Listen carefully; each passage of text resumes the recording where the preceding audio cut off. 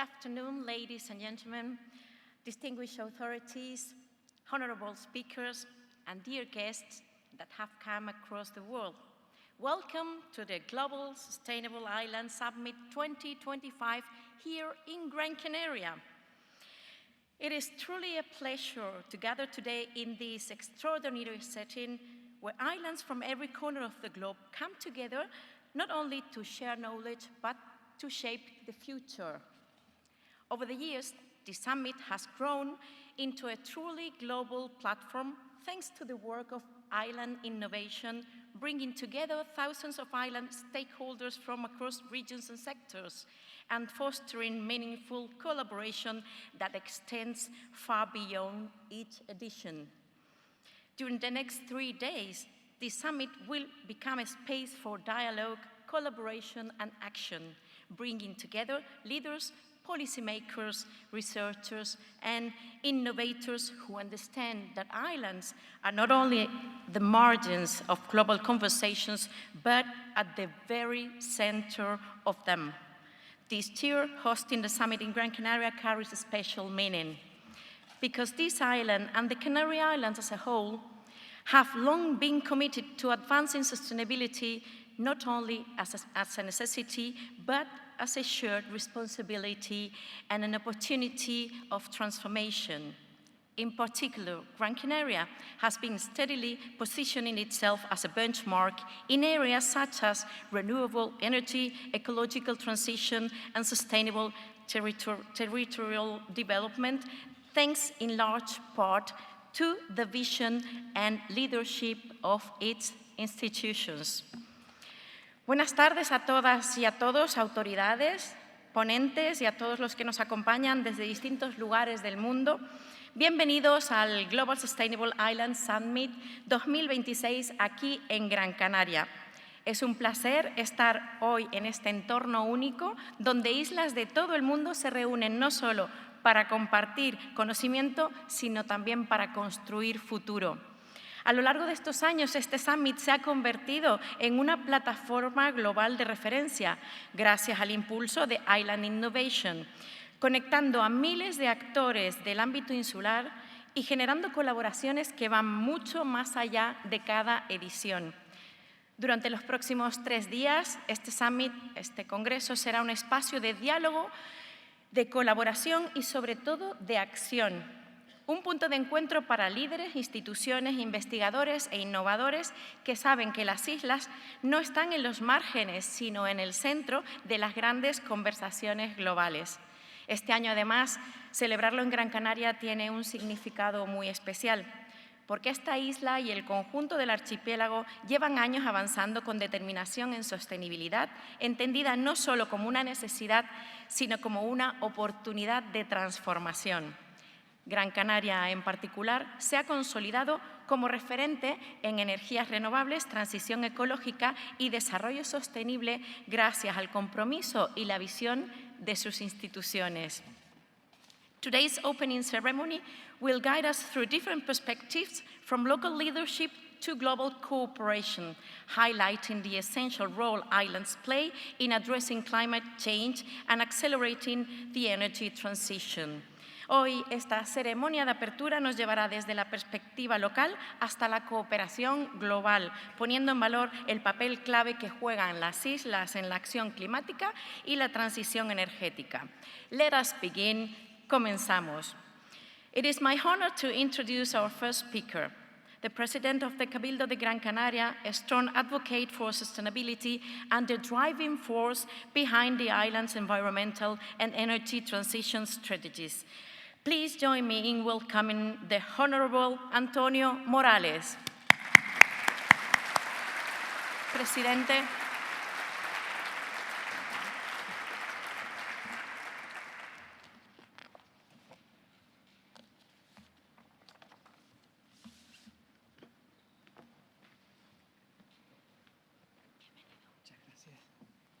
Muchas gracias. Buenas tardes, señores ministros, autoridades, representantes institucionales, distinguidos colegas de territorios insulares de todo el mundo, señoras y señores. Es un verdadero honor darles la bienvenida a Gran Canaria, muy especialmente a la inauguración de esta Cumbre Global de las Islas Sostenibles 2026.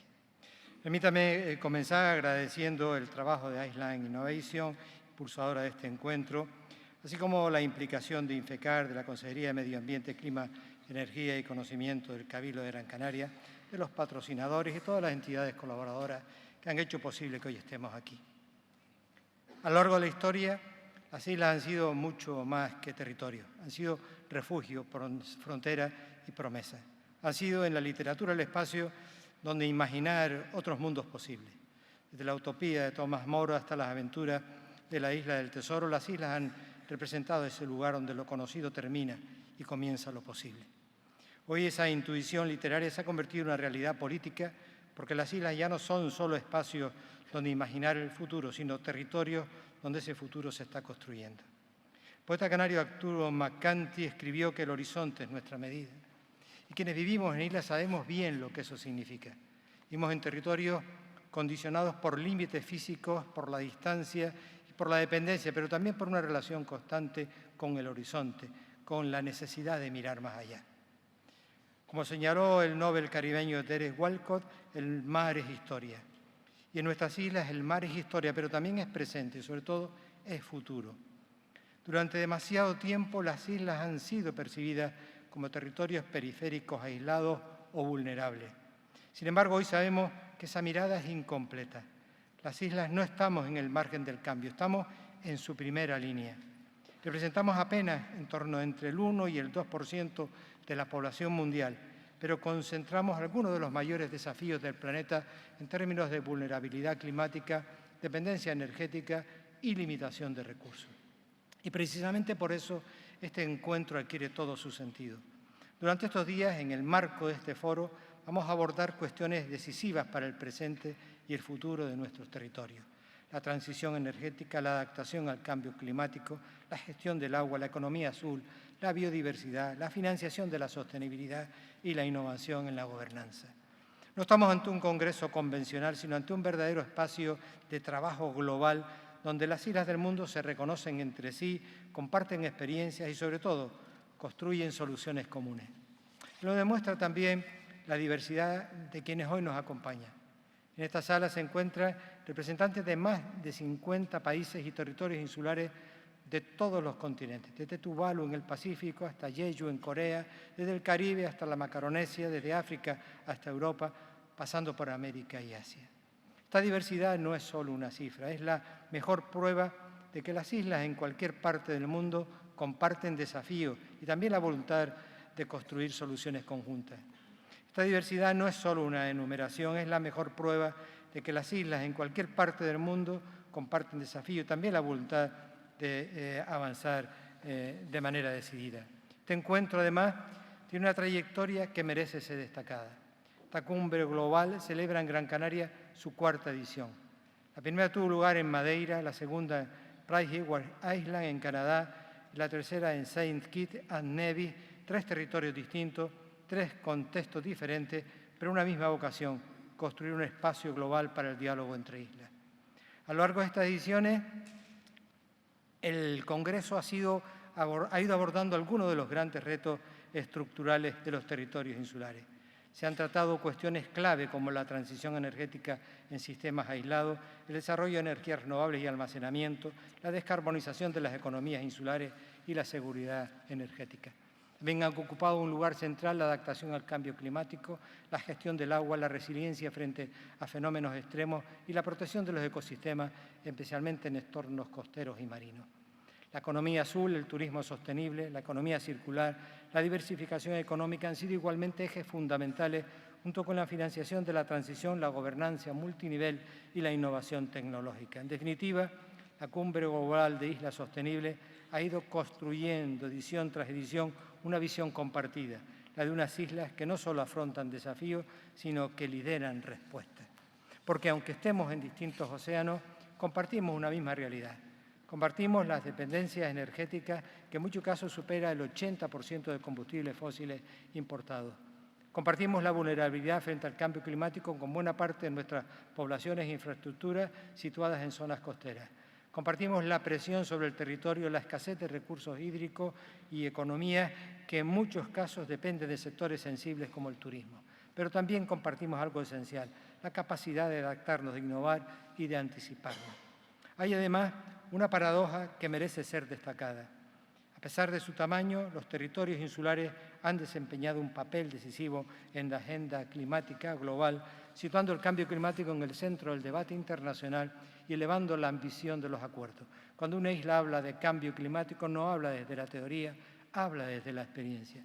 Pero hay una idea aún más importante. Las islas no son solo territorios vulnerables, son auténticos laboratorios vivos del planeta. En ellas, los efectos del cambio climático, de la presión sobre los recursos o de las transformaciones económicas se manifiestan antes de forma más intensa y más visible. Lo que en otros territorios ocurre de manera gradual, en las islas ocurre de manera acelerada. Por eso lo que sucede hoy en las islas no es una excepción, es una anticipación de lo que vendrá en el resto del mundo. Esta condición nos sitúa en una posición única porque no solo estamos afrontando los impactos, estamos desarrollando soluciones y ese es precisamente el valor de este foro, conectar esas soluciones, compartirlas y proyectarlas a escala global. Permítame compartir en este contexto la experiencia de Gran Canaria.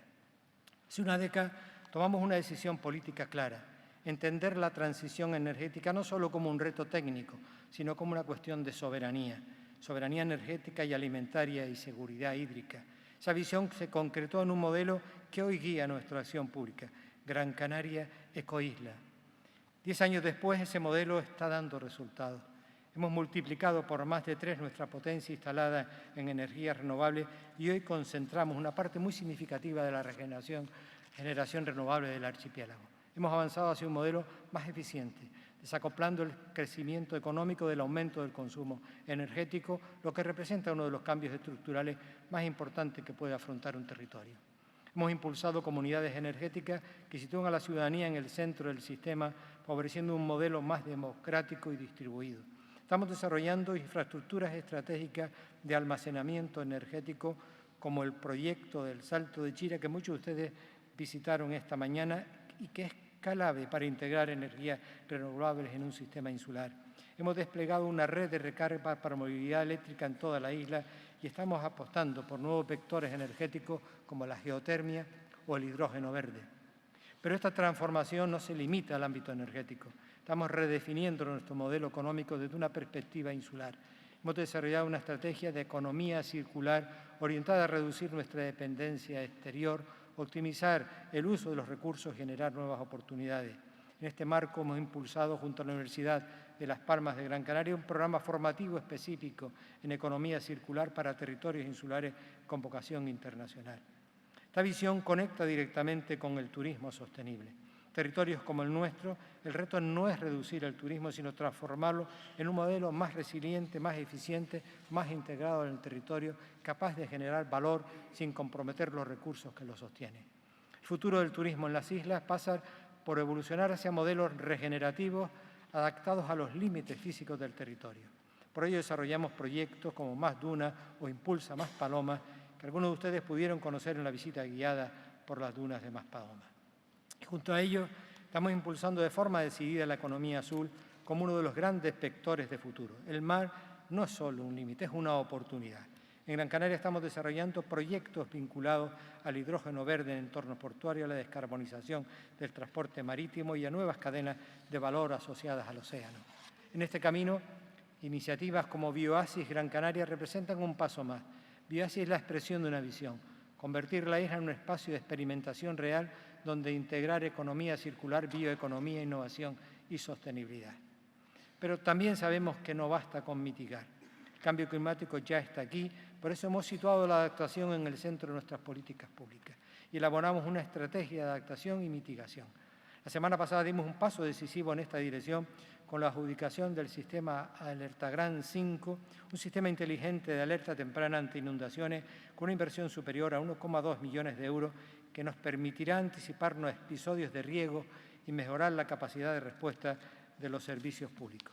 Este tipo de actuaciones reflejan un cambio de enfoque.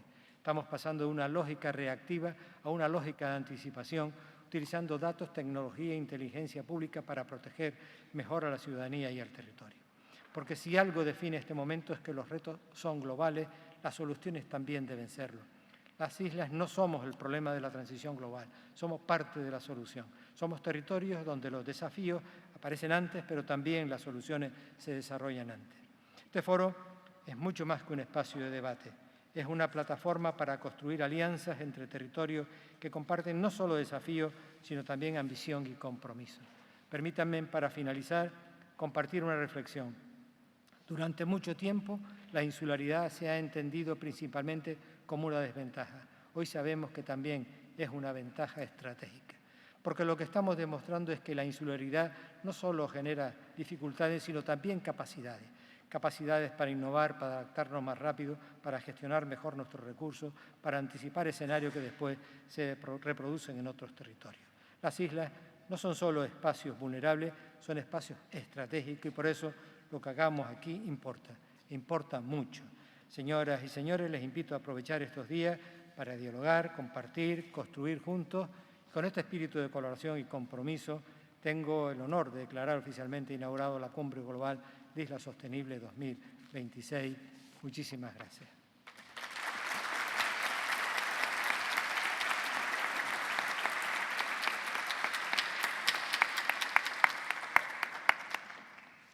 Muchas gracias, Presidente. Thank you very much, Mr. Morales, President Morales, for your inspiring words and for your continued commitment to building more sustainable future for the island level. Gracias, Presidente, por sus palabras inspiradoras y por el compromiso continuado para construir un futuro más sostenible para nuestras islas. Now it is my pleasure to invite to the stage the founder and CEO of Island Innovation, the organization behind this global platform that connects island stakeholders worldwide. Please welcome James Elsmore. Thank you very much.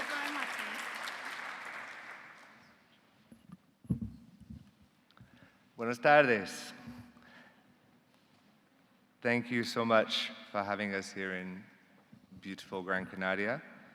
I just want to take a moment to think about where everyone has come from to be here today.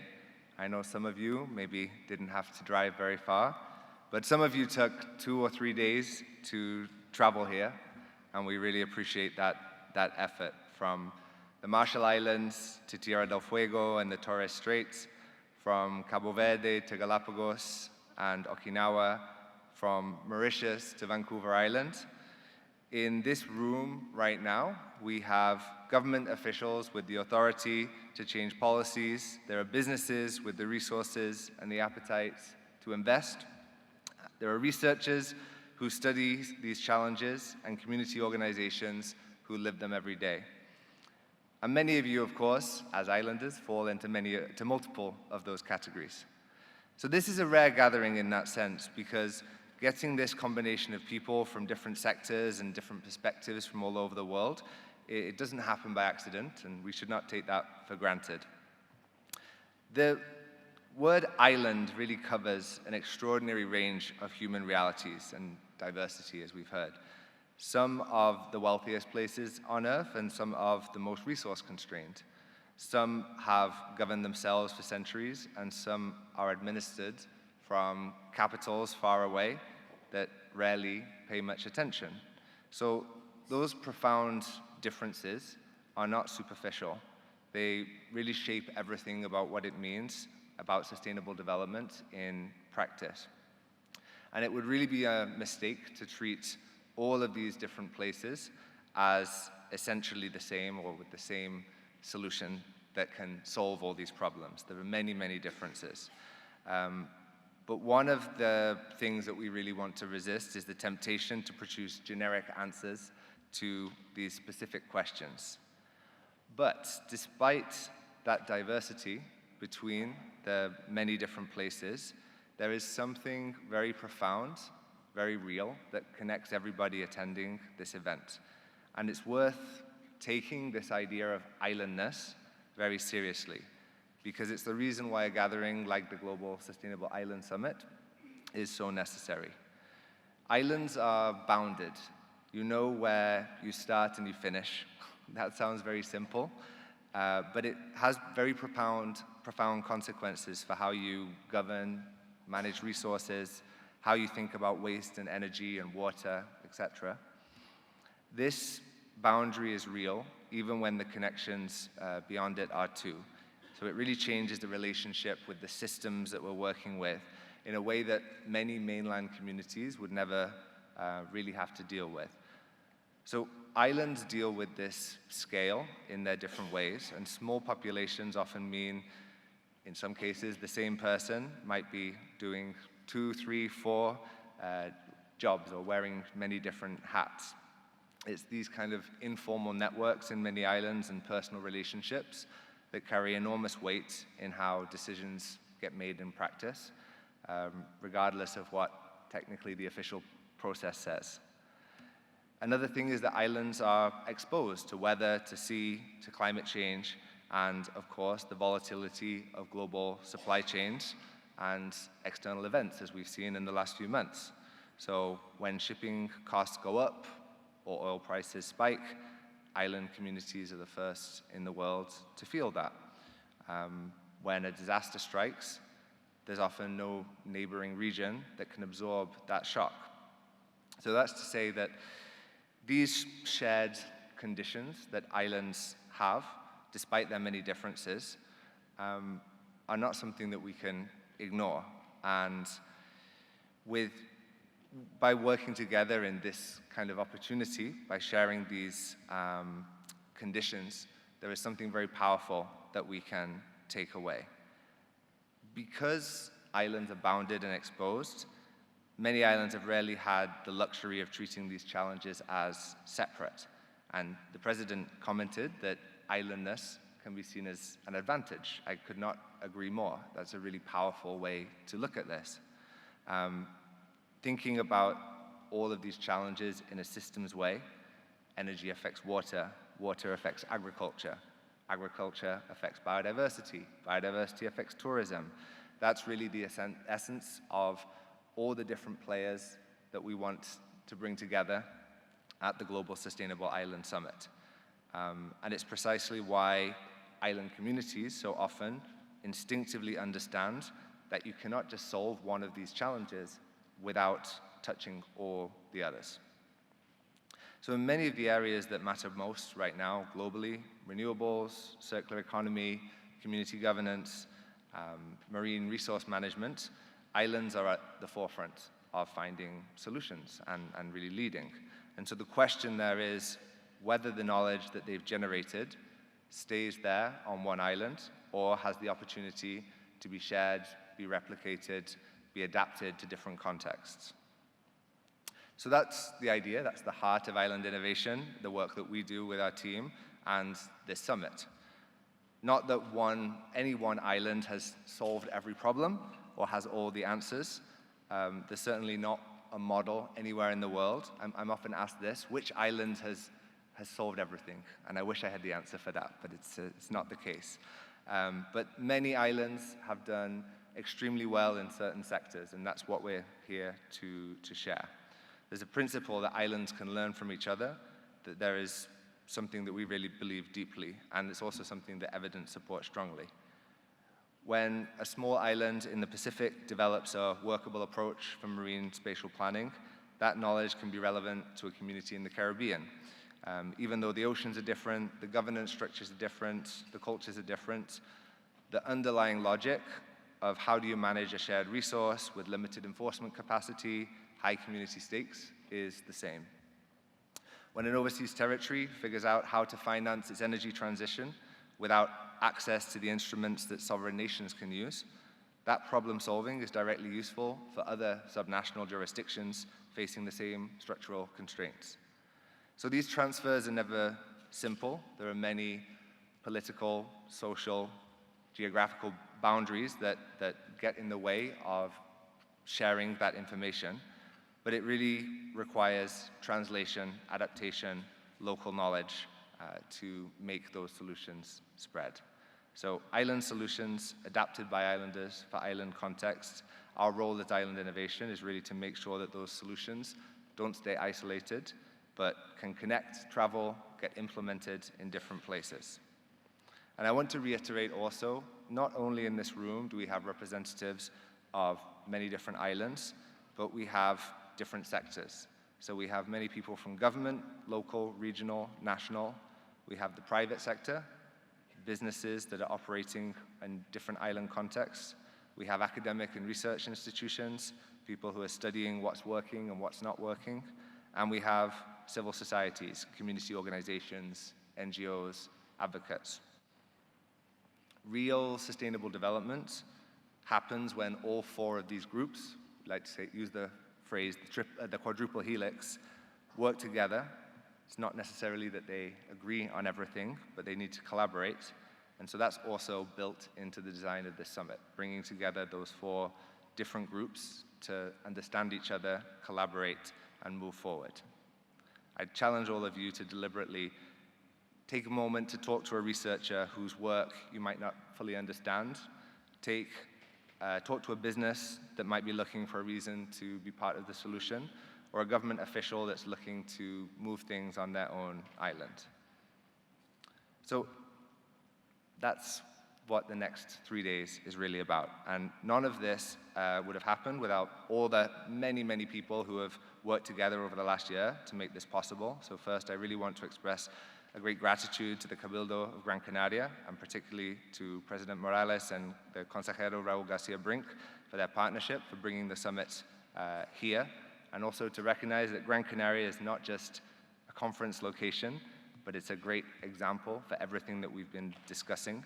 And a really great, those of you that went on the field trips today will have got a taste of some of the things happening here, but there'll be many representatives from Gran Canaria and the other Canary Islands here showing different things that are working here, and that makes this such a perfect location for an event like this. I'd also like to mention the many different sponsors and partners who've supported the event and made this possible, and especially the institutional support that we received from Turismo Gran Canaria and the Society for the Economic Promotion of Gran Canaria, who were really integral to making this event happen. Of course, to all of you attendees for dedicating your time and energy to be here, and also to the Island Innovation team, if I can just ask you all, I can't see anything with these lights, but I'll ask you to stand up for a moment, wherever you are, because, thank you.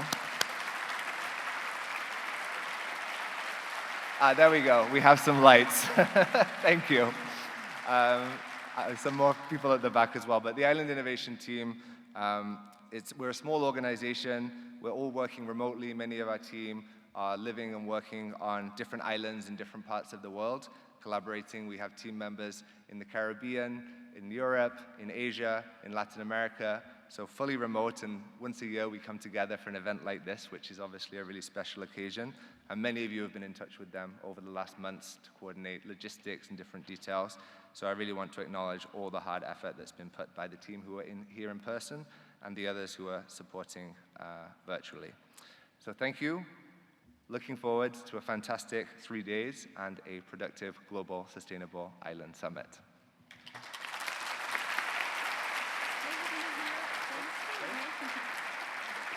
Thank you, James.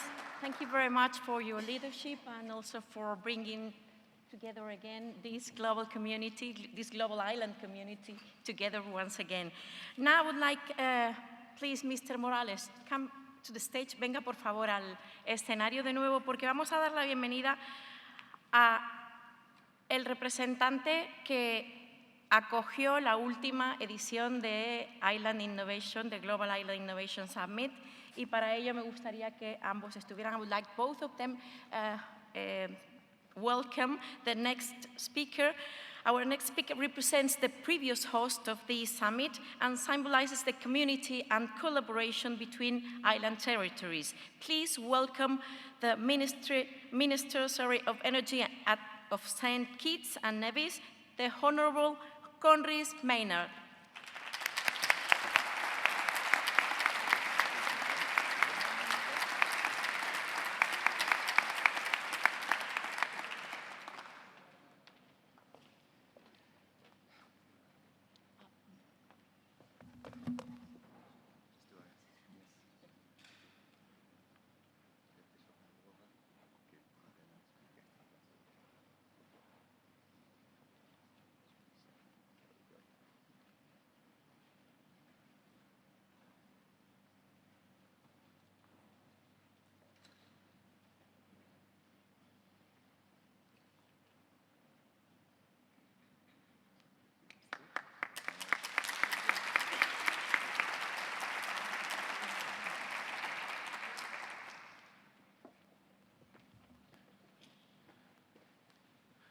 Mr. President, Honorable Antonio Mendez, colleague ministers, specially invited guests, participants, delegates, friends, and partners, pleasant good evening to all. A pleasant good evening to all. I bring you warm greetings on behalf of the government and people of Saint Kitts and Nevis. It is both an honor and a deeply meaningful responsibility to stand before you at this opening ceremony of the Global Sustainable Islands Summit 2026 here in the beautiful Canary Islands, as we formally pass the torch from our shores in 2025 to yours in 2026. Allow me, of course, to acknowledge the tremendous work of the Island Innovation Team and all the stakeholders involved in this now very essential Global Sustainable Islands Summit. Now, last year, Saint Kitts and Nevis had the distinct privilege of hosting this global gathering of island minds and island ambition. We infused it with our culture, our resilience, and our unmistakable Caribbean spirit. But more importantly, we reinforced something far greater, that islands, though small in size, are immense in purpose. In fact, back home, we have a saying, we small, but we talawa.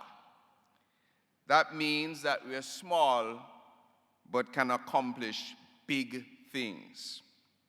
So GSIS is not just a conference or a summit.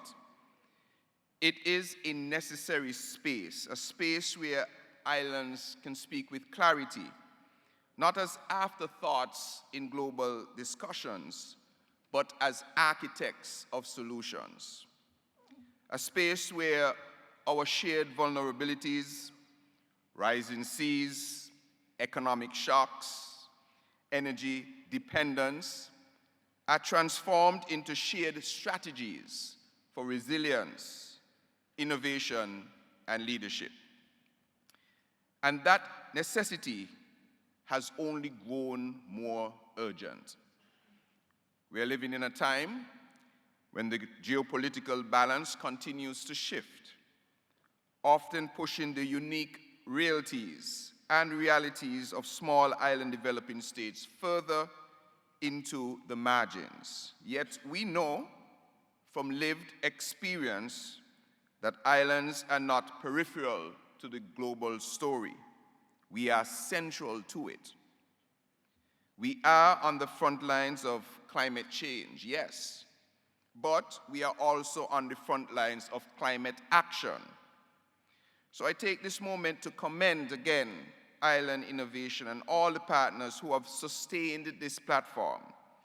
In a world crowded with competing priorities, you have ensured that the SIDS experience remains visible, valued, and vocal.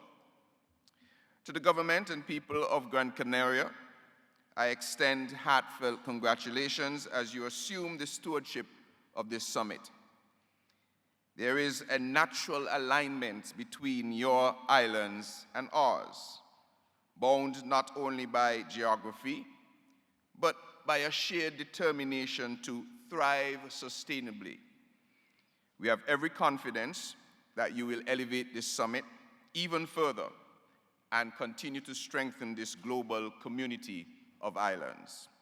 Now, in Saint Kitts and Nevis, our journey towards sustainability has been intentional, it has been structured, and it has been unapologetically ambitious. We recognize that sustainability cannot be an abstract aspiration. It must be embedded in policy, anchored in governance, and reflected in the daily lives of our people. That is why we have advanced our Sustainable Island State Agenda, our CISA, supported by a comprehensive national development planning framework. This is not simply just a vision document. It is a living blueprint built on 7 pillars that guide every major decision we make as a nation. Through this framework, we ensure that our development is not only responsive to the needs of our citizens, but aligned with the global commitments we share under the United Nations 2030 agenda. Now, at the heart of this transformation lies our energy transition. Energy for us is not just a sector. It is now the foundation upon which modern life is built.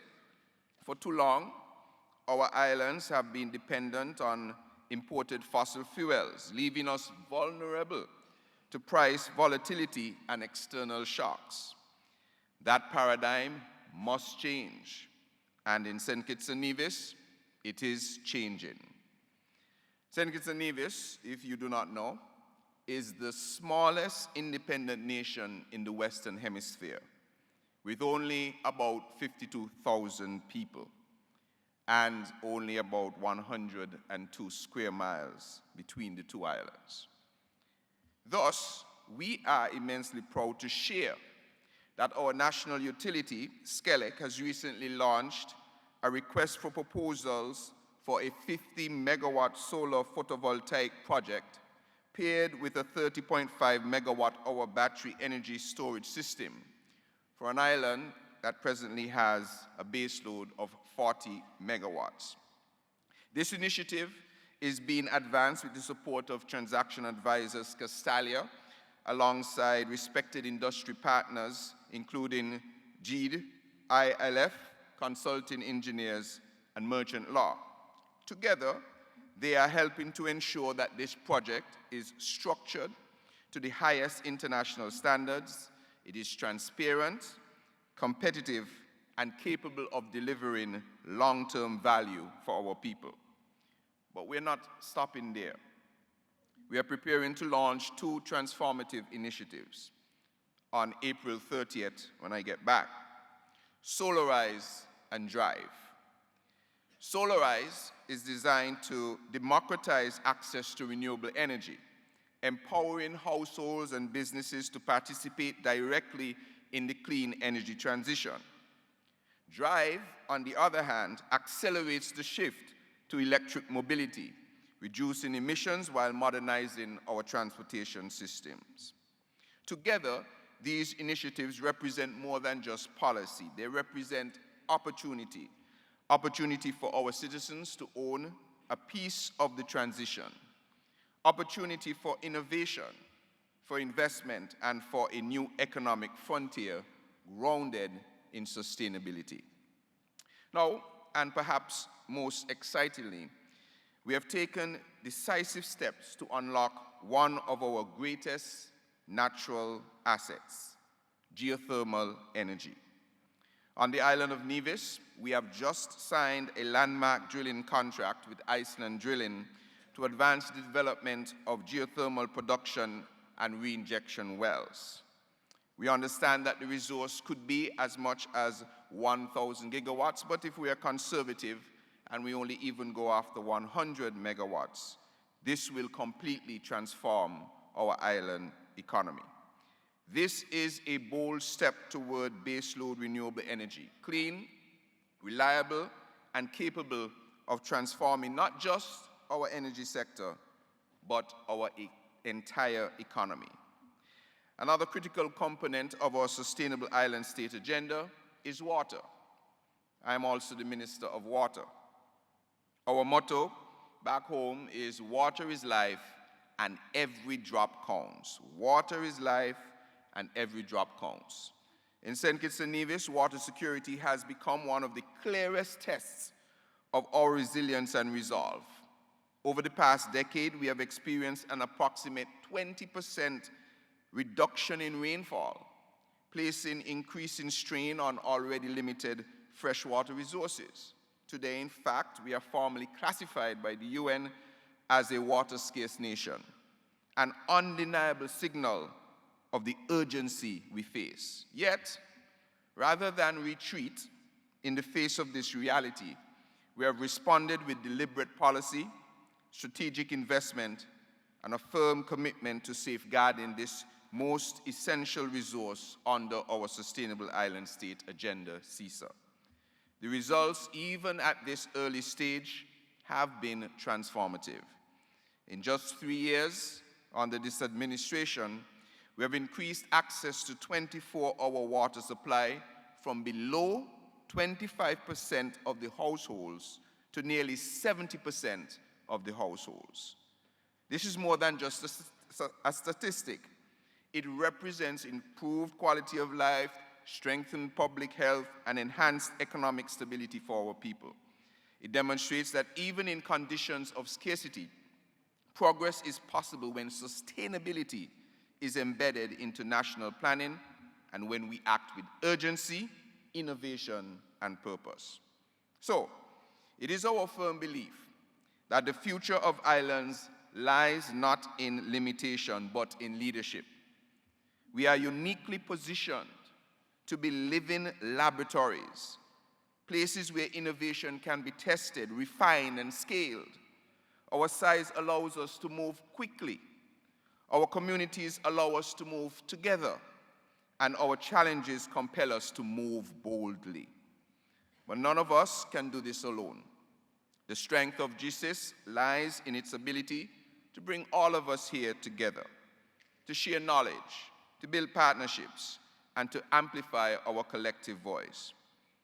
Whether from the Caribbean, the Pacific, the Indian Ocean, or here in the Atlantic, our stories are interconnected, and so too must be our solutions.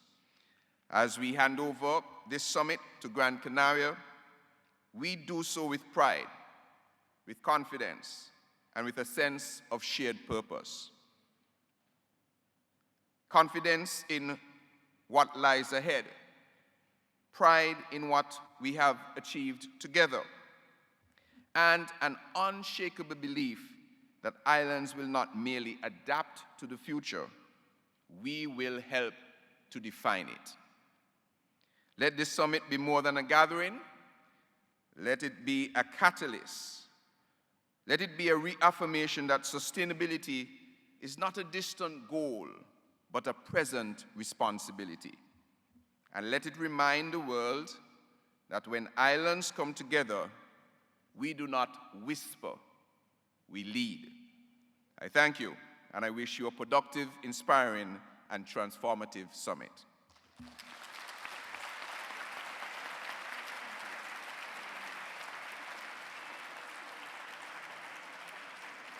Thank you very much, Honorable Minister, for your commitment and also for supporting this initiative. We will now hear a special message from one of the leading global voices in renewable energy. He cannot be here today, but we have a pre-recorded address by the Director General of the International Renewable Energy Agency, Francesco La Camara. Please direct your attention to the screen. Excellencies, ladies and gentlemen, it's my distinct honor to address you here today.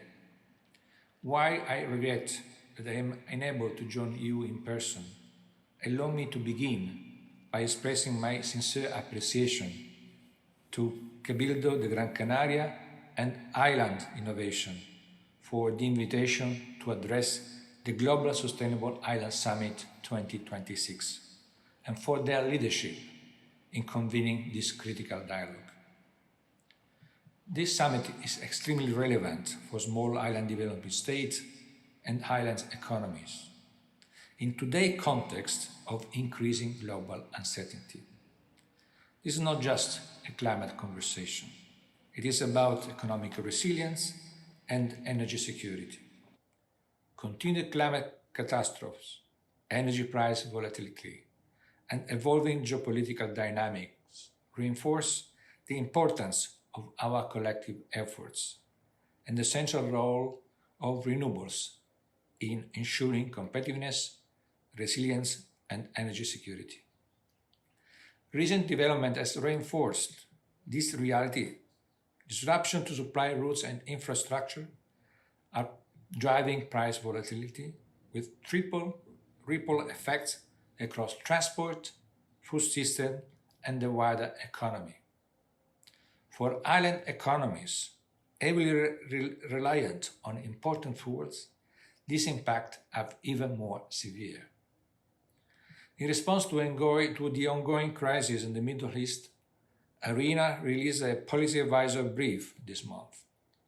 It outlines a set of practical action across short, medium, and long-term horizons, from accelerating distributed renewable solutions and improving efficiency in the near term to scaling infrastructure and electrification across sectors and building robust enabling framework over time. Renewables are already reducing dependence on fossil fuel imports across countries. Falling costs have transformed the economics of renewable power generation, and this is a structural shift. Since 2010, the cost of solar has fallen by 87%, onshore wind by 55%, and battery storage by 93%. Meanwhile, firm renewables, which combine wind or solar with battery storage, provide 24/7 power at lower cost than most fossil fuel alternatives. Together, these trends are redefining what energy security looks like. Realizing the opportunity, however, will depend on sustained ambition and long-term commitment to clear and credible energy transition targets. SEEDS have continued to demonstrate leadership that far exceed their share of global emissions. They are not just participants in the transition, they are pioneers. SEEDS have collectively installed over 11 gigawatts of renewable energy capacity by the end of 2025, with solar PV leading the transition, followed by hydropower and wind. This is a strong signal of commitment despite structural constraints. At the same time, efforts are increasing to move towards more resilient and decentralized energy system, including microgrids, energy storage, and the electrification of end-use sector. Ocean energy has also strong potential to contribute and accelerate the energy transition in SEEDS and other islands, whenever even demonstration projects can make a big difference. ARENA is advancing knowledge sharing in this area and will soon release a policy brief on ocean energy resource assessment to support countries in better understanding and harnessing this potential. Looking ahead, as renewable penetration increase, grid resilience and stability need to be prioritized.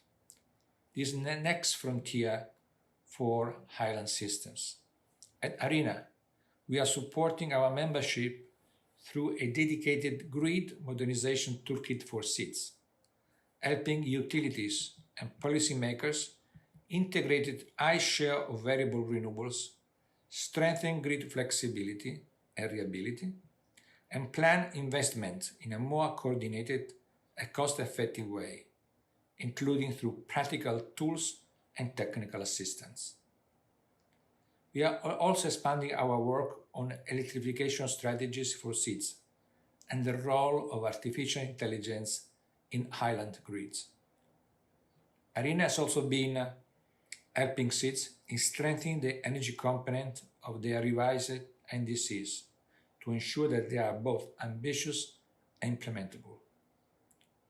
However, a significant gap remains, particularly to financing. ARENA's analysis showed that nearly two-thirds of the renewable capacity that SEEDS plan to add under the NDCs depends on international support. Meeting SEEDS targets will require over $6.1 billion of US dollar by 2035, with $4.2 billion US dollar dependent on international finance. This is a critical bottleneck. At the same time, most clean energy financing is still debt-based, with very limited grant and equity support. These are essential for getting projects off the ground, and without them, seeds often face higher costs and slower implementation. Closing this gap requires stronger regional cooperation and scalable approach, and a shift in how risk is allocated across the system. With this in mind, partnership and delivery remain central to ARENA's work with seeds because implementation is the real challenge. Through the Seeds Lighthouse initiative, we support small island developing states through technical assistance, energy planning, project facilitation, capacity building, knowledge sharing, and advisory support. We are also fostering cooperation through platforms such as the Global Geothermal Alliance, Utilities for Net Zero Alliance, and the Global Offshore Wind Alliance, among others, connecting policymakers, utilities, regulators, private sector, and other partners. This platform connects policy, finance, and implementation. This collaboration is already taking shape in concrete ways across regions. We are moving from dialogue to delivery. The Caribbean region is advancing pool procurement to aggregate demand and strengthen market access. I am pleased to share that ARENA recently signed a memorandum of understanding with the Caribbean Center for Renewable Energy and Energy Efficiency to advance this work.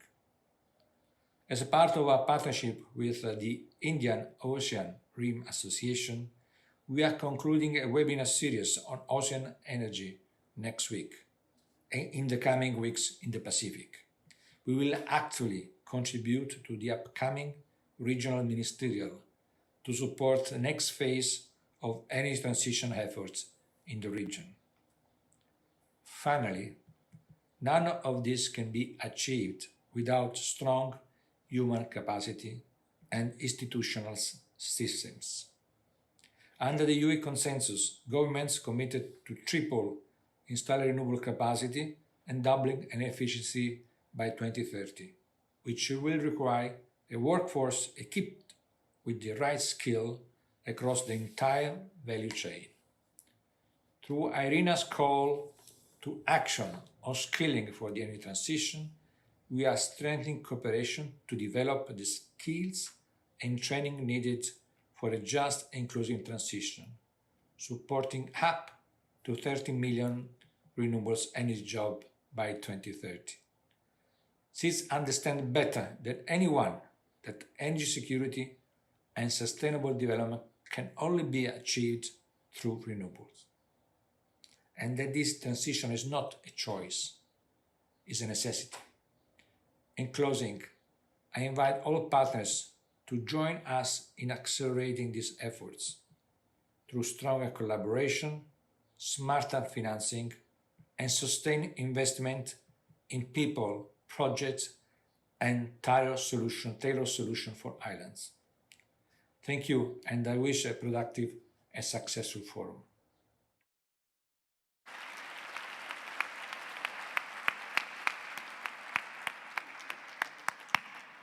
Thank you for this insightful message, Mr. La Camera. We now move to the keynote address of this opening ceremony. Our keynote speaker is one of the most influential scholars in island studies worldwide. His work has helped shape how we understand islands, not as isolated territories, but as interconnected and innovative spaces. His keynote title, Geographies of Hope, Learning from Each Other in a Time of Change, invites us to reflect on how islands can lead the way in sustainability, resilience, and global cooperation. Please join me in welcoming from Malta, Professor Godfrey Baldacchino. Baldacchino.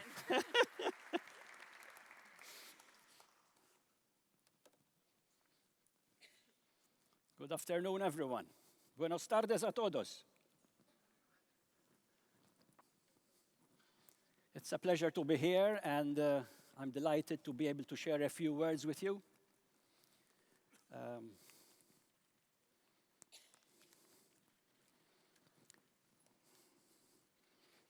President Mendes Morales, CEO of Island Innovation, James Elsmore, distinguished representatives of assemblies and parliaments around the world from many small states and territories. I've titled my presentation, Geographies of Hope. The President knows a lot about geography. He studied geography in his undergraduate.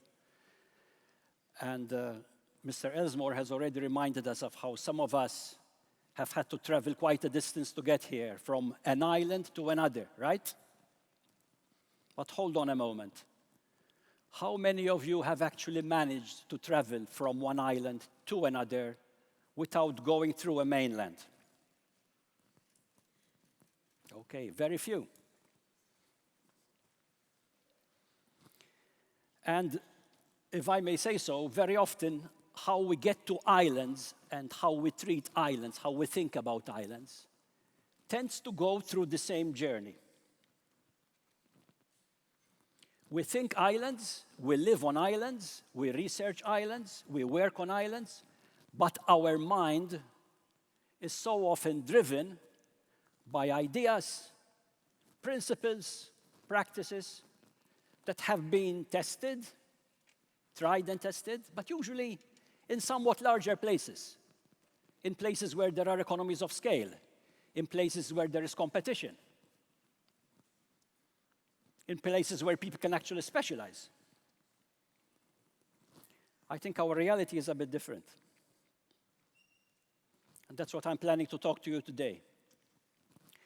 You may have also realized that in his excellent introduction, Mr. Elsmore didn't use the word insularity. Have you noticed? What word did he use? No, what word did he use? It still starts with an I. He used islandness. There's a very big difference between insularity and islandness. Think about it. We have been straddled with the baggage of insularity for many years. And being insular is not exactly a compliment, right? Right? It's all about being parochial.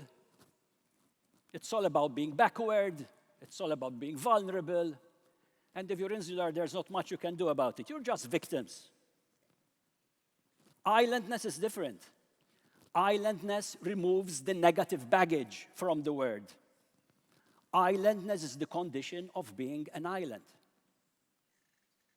Problems, challenges, yes, but also opportunities.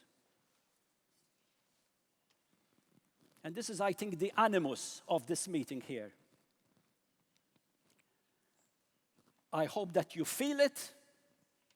I hope that you sense it. I hope that you will contribute to it. I'm talking about hope.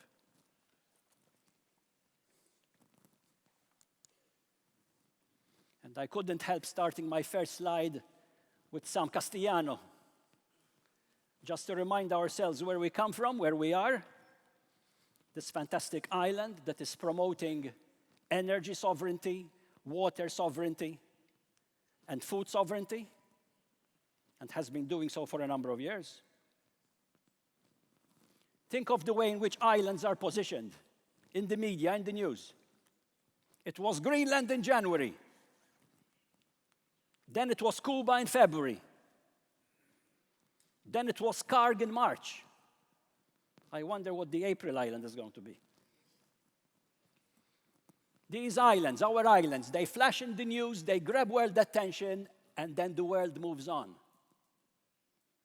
But hey, hold on a moment. We live there. We work there. We have families there. We have businesses there. We're still there, even though we're not in the media. The spotlight has moved on. We are in the dark. We're still there. And I think we can do better. And I've tried my whole life, my whole professional career, to try to advance this paradigmatic shift. The way in which islands can and should speak to each other. Very similar to South-South discourse, island-island discourse. There are so many things that make our tried and tested practices so much more useful to other islands than any other tried and tested practices from larger mainland spaces. And I'm going to explain why.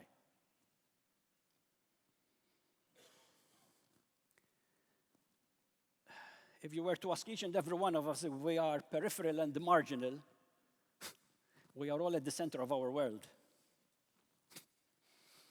Peripherality is very relative. And I think one of the messages of this summit, certainly of my few words here, is that you are not alone. You are part of a community that's large, that's increasingly articulate, that's increasingly aware of where it stands and where it wants to go. And the energy transition provides an excellent opportunity.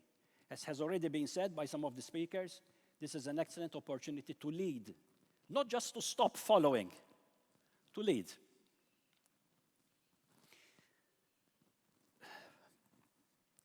The big blow that has affected islands historically has been, certainly, among other things, industrialization.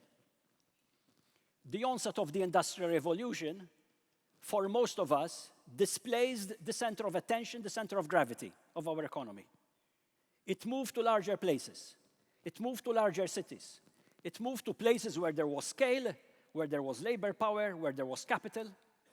And what was our contribution to the Industrial Revolution? Sending people away. And very few coming back, perhaps except perhaps to retire. Now that we are in a more post-industrial age, I think that loss of being part of the Industrial Revolution is now turning into an advantage. And I'm going to explain why in a moment. So let's see where islands can go and where these islands are. Over here, we have a very mixed audience. Remember, even the two previous editions of the Global Sustainable Island Summit, the first one, 2024, took place in Prince Edward Island, correct? In Canada? Madeira, Prince Edward Island. Okay, so first Madeira, 2023. 2023, Madeira, part of Portugal, part of the European Union, itself an outermost region of the European Union. Not too far from here, relatively. Then we move to Prince Edward Island, another subnational jurisdiction, the smallest province of Canada, the only fully island province of Canada, with an Institute of Island Studies that has been running since 1985, with a Masters in Island Studies program that has been running since 2003. Then moving to Saint Kitts and Nevis, an archipelagic state, member of the Organization of Eastern Caribbean States, member of the Caribbean Community,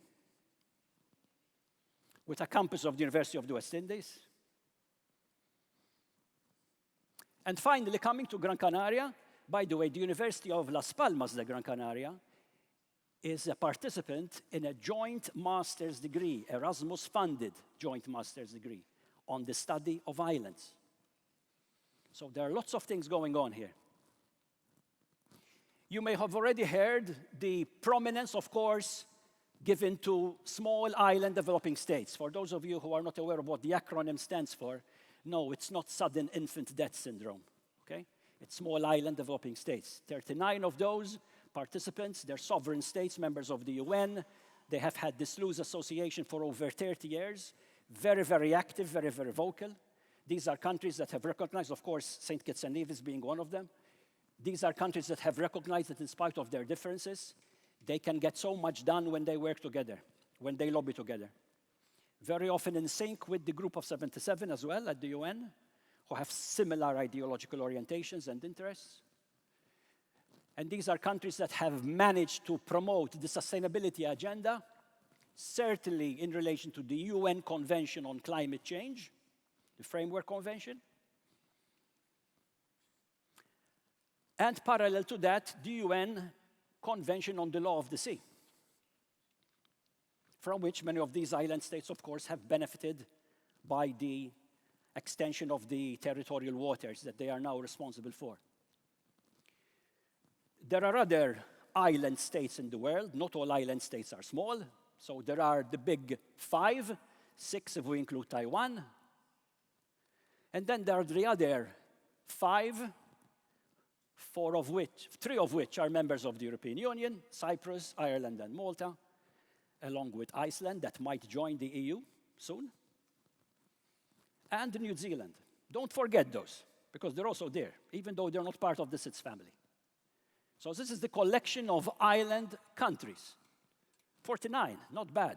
Practically 20% or more of the global family of sovereign states. But we have more. And I think it's important that we mention these as well. This is just, actually, the space on the map doesn't allow us to put all the names of all these territories. All these are subnational island jurisdictions. So Gran Canaria would be one of them. These are islands that have some kind of local government. They are not sovereign states, but they are responsible for part of what happens in their space and to their communities. Many of them may have some control on the energy agenda, on the sustainability agenda. And as you can see, they are all over the place. Even island countries may have components, island components, that have a fair degree of self-determination, autonomy.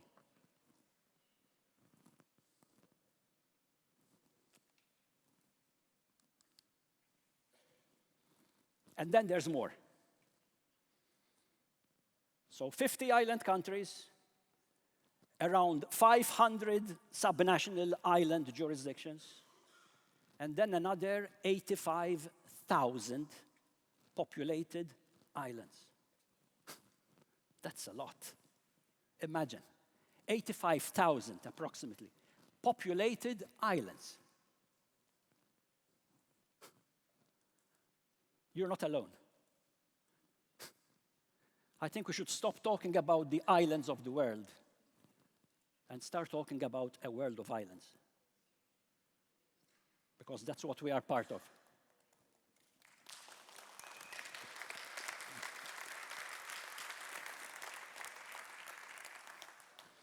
This is a map developed by a person who calls himself a nissologist. Nissos is a word derived from Greek, the Greek word for island, Nissos. So nissology is the study of islands, right? This is a map developed by Christian de Préter, he's French. And it shows the islands of the world. Notice that most islands in the world hug continents. They are very close to continents. We call them continental islands. Some of those would have physical links to the mainland in terms of energy, for example, with conductors. But the oceanic islands cannot do that. Oceanic islands are far away from everywhere. They are off the grid completely, too expensive to even consider connecting them to somewhere else. So in that case, they must have standalone energy units. And when those islands are small, the cost of energy per capita typically is going to be huge. The most expensive electricity in the world per capita is found on islands. Just look around. Even in non-island states, you will find economies of scale on the mainland, and on offshore islands far away, the cost of electricity could be twice or even triple what is on the mainland.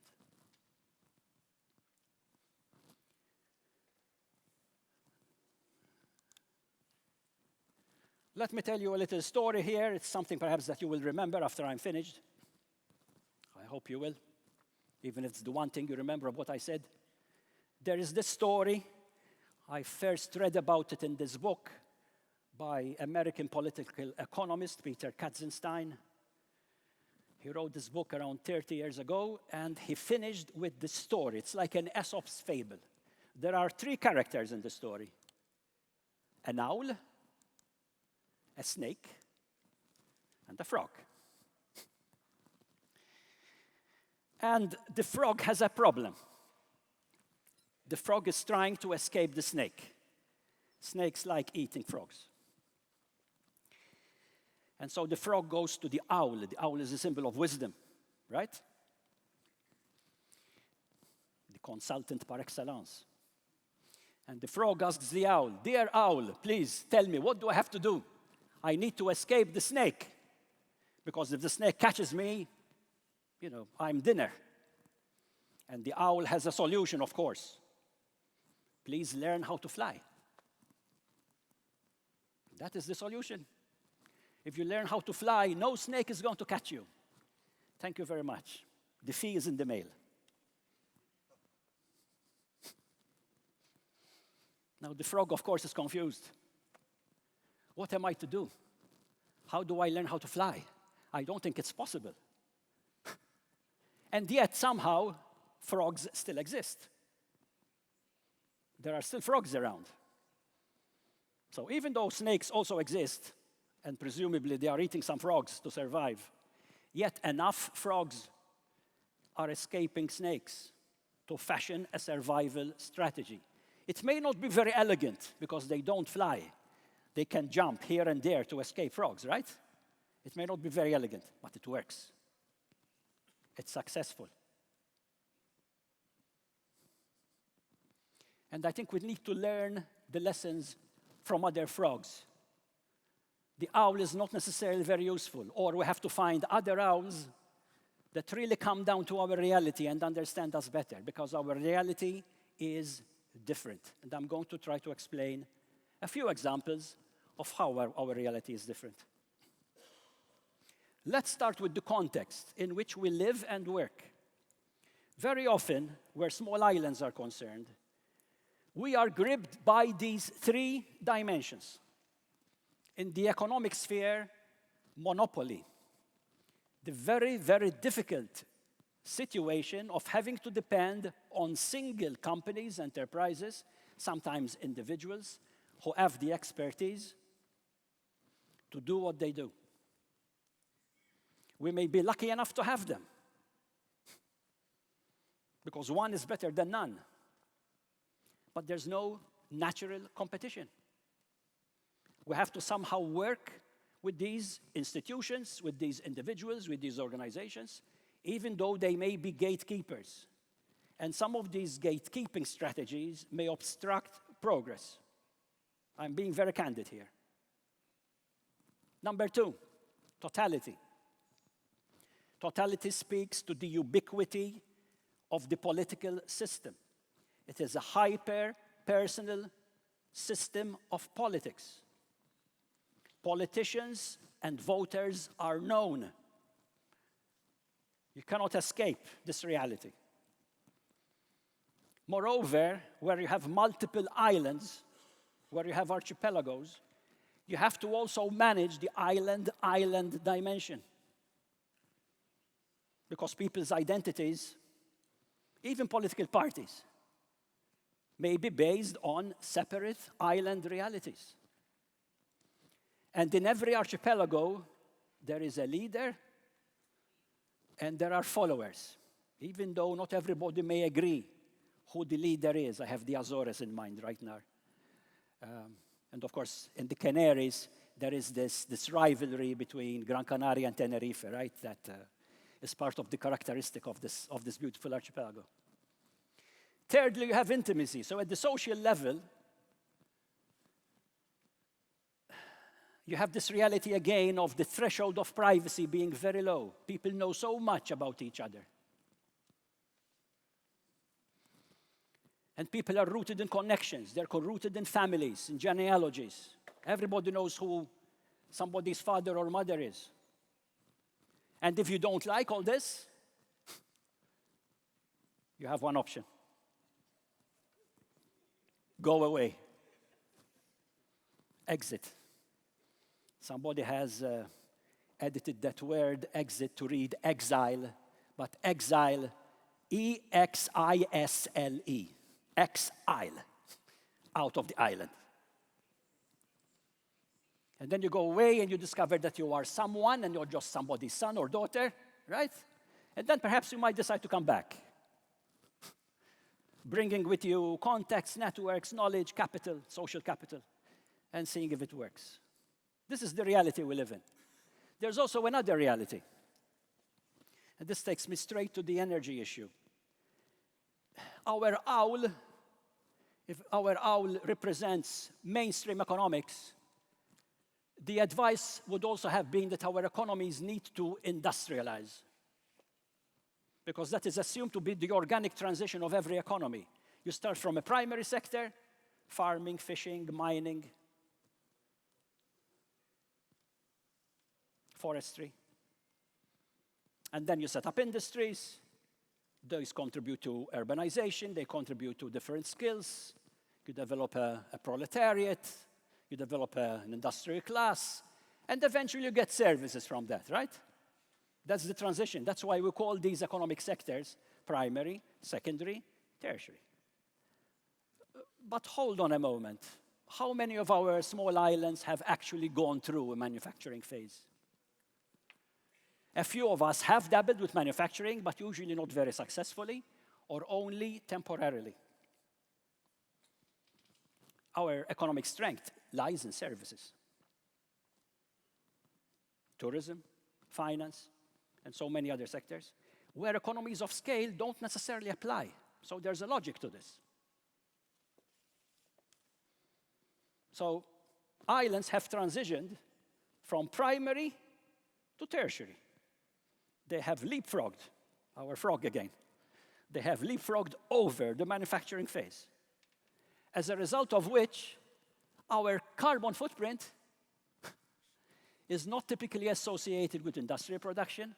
How many smokestacks do you have in your countries? How many industries do you have belching smoke? You may have none. I wouldn't be surprised if you told me none. In fact, it's funny, but in some of our islands, the main contribution to pollution and to carbon is not industry, it's transport. It's our cars on the road. Or it has to do with rules of residence, whereby the carbon emissions of planes or cruise ships and other means of transport are attributed to your economy. So that's the reality, that is different from that of larger states. As I said, you are not alone. You are members of a community, not just of practitioners, of islanders, but also of researchers. There's a lot of interesting stuff going on, has been going on for years. I mentioned some of the master's programs. There is also an international Small Islands Association that meets now every year. There's a conference taking place in Southern Korea this summer. There's one taking place in Curaçao next year. Is Vanessa here? Okay, there you are. Miss Curaçao is there. And an island conference in Gozo, Malta, in 2028. And I think Daniel, where is Daniel? There you are. We have our Gozo representative. So this is the reality. And something that you might have never seen is an attempt to depict a small island economy. The state, very important player. The informal economy, again, usually very, very important. Cushioning the formal economy. And then on the periphery here, you have different sectors, and typically they grow or decline depending on opportunities. You know about this. If you are a jurisdiction, especially if you are a country, you are able to pass legislation fairly quickly when you smell an opportunity. And that's another reason why islands are sometimes at the forefront of initiatives. And you can see that Traditional agriculture is only in one box. Traditional fishing is only in one box. Where you have manufacturing, usually the manufacturing goods that are competitively produced on islands service the tourism sector. That's how they get sold. All the rest are services. We need to add the blue economy to all this, and we also need to add how all these services require, of course, energy. If part of the economic strategy is also demographic, trying to encourage people to settle down on our islands as new residents, again, or people even who want to work from our islands with a special visa, all that is going to require investment in energy. Right. I'm starting to conclude now. Just a reminder of the various dimensions of island life. All these usually feature in research initiatives by those who dabble in island studies. The size of the island, again, makes a difference. The distance from the mainland makes a difference. Typically, the further away from the mainland, the larger the amount of local autonomy that the island has, for obvious reasons. And then the fragmentation as well, because we say islands, but usually we mean archipelagos. It is very, very rare that islands come as single geographic units. Notice that the sea has its own color. It is the most obvious element of island life. It is that element that is part of the very definition of an island, and yet, I would hazard to say, it is that medium about which we know least. There is still so much that we need to understand about water, including how to reconcile ourselves to nature. This is part of the struggle of modernity. To what extent do we adopt technology as the solution to our problems? And I must confess that the jury is still out on this.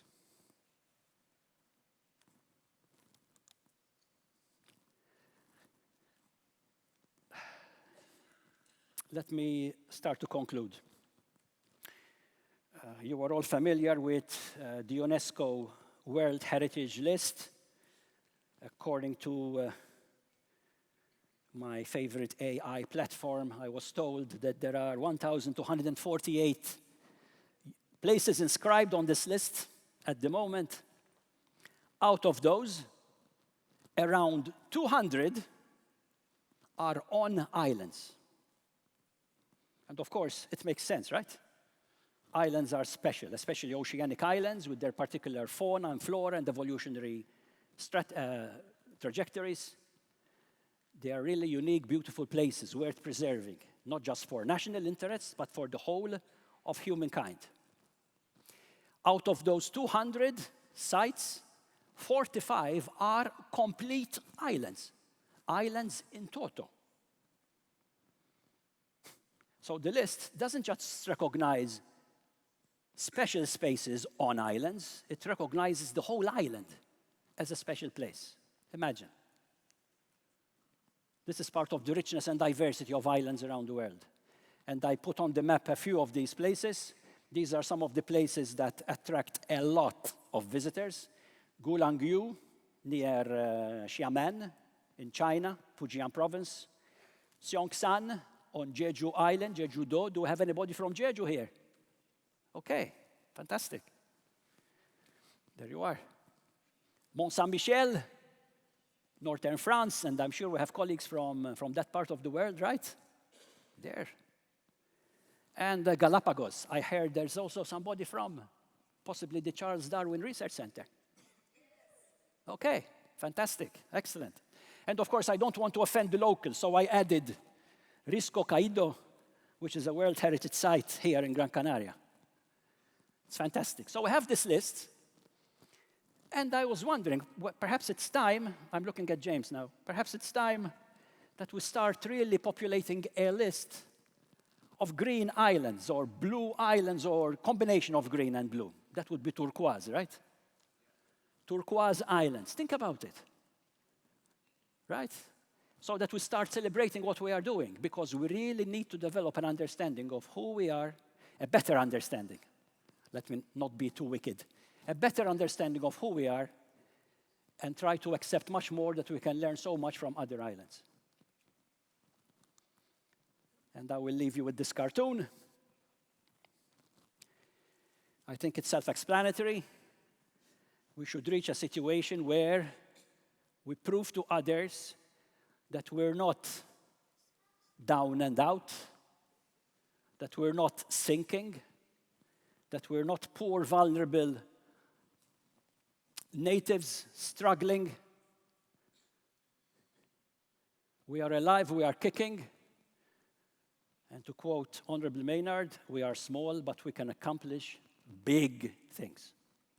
Gracias, and thank you.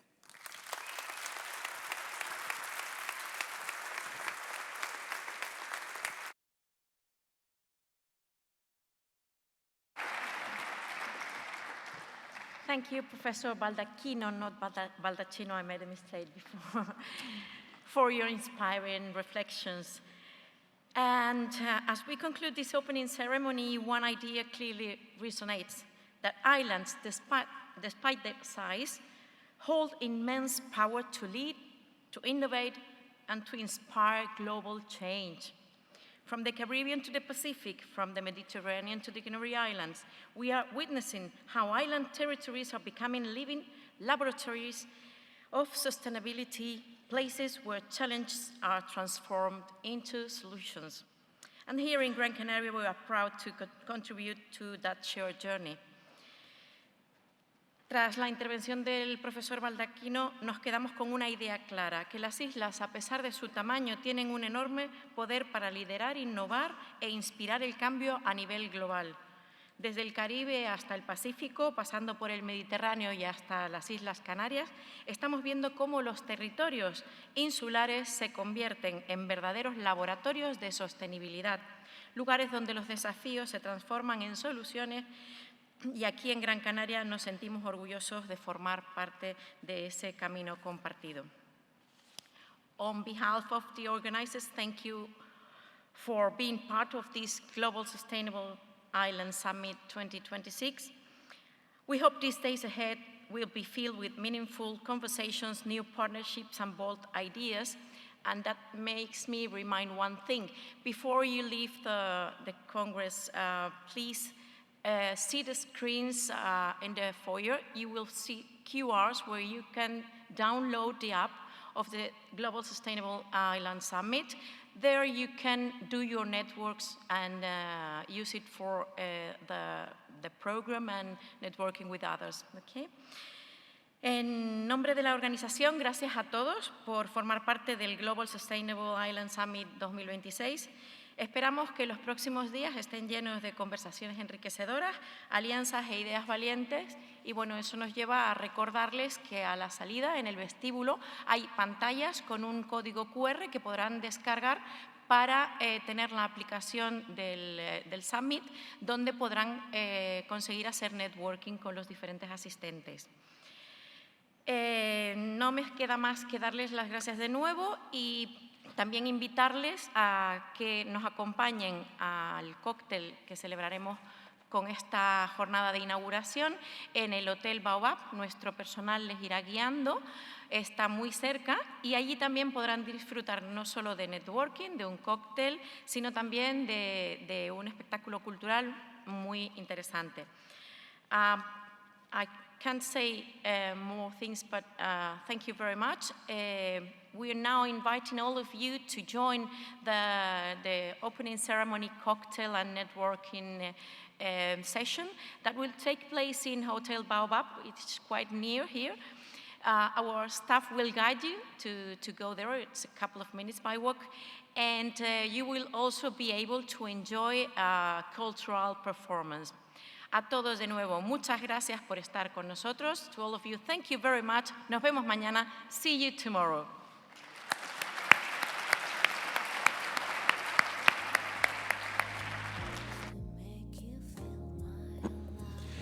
Dear attendees, thank you for participating on today's opening session. Please, a kind reminder to return the translation devices where you got them at the entrance. We will see you at Baobab in a few minutes. Estimados asistentes, muchas gracias por participar con nosotros el día de hoy. Por favor, recuerden dejar los pinganillos de traducción en la entrada donde los obtuvieron. Los esperamos en Baobab en unos minutos. Muchas gracias.